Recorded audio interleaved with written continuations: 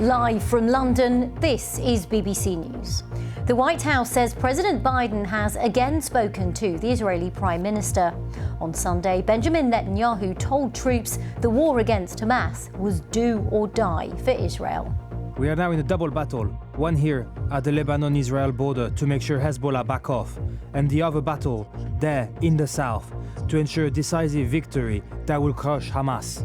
A second convoy of trucks carrying supplies is being checked at the Rafah crossing between Egypt and the Gaza Strip. The Archbishop of Canterbury visits Jerusalem, telling the BBC the hope of peace, despite everything, must never be allowed to die.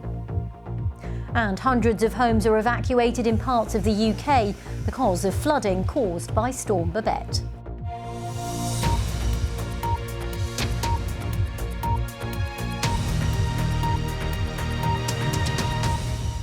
Hello, I'm Rajini Vaidyanathan. The push to find a diplomatic solution to the Israel-Gaza war continues.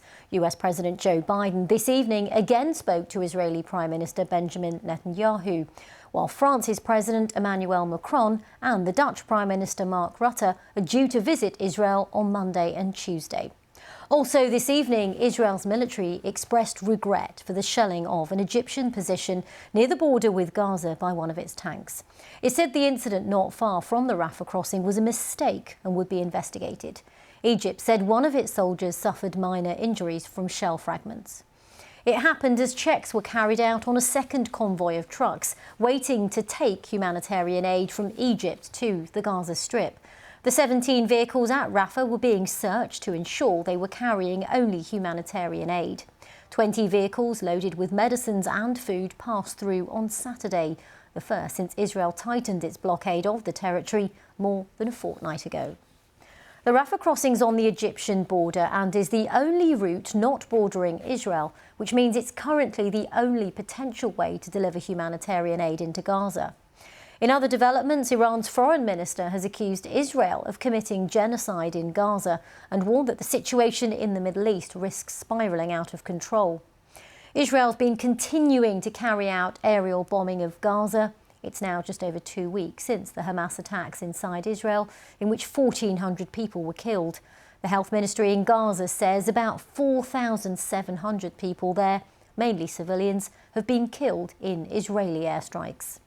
Israel's military's warned civilians in Gaza to keep moving south for their own safety as it prepares to increase pressure on Hamas, which is designated a terrorist organisation by the UK, US and other Western governments. Israeli defence forces have confirmed the death of a soldier. IDF spokesperson Rear Admiral Daniel Hagari says an Israeli soldier was killed by an anti-tank missile on Sunday during a raid in Gaza. 3 other soldiers were injured.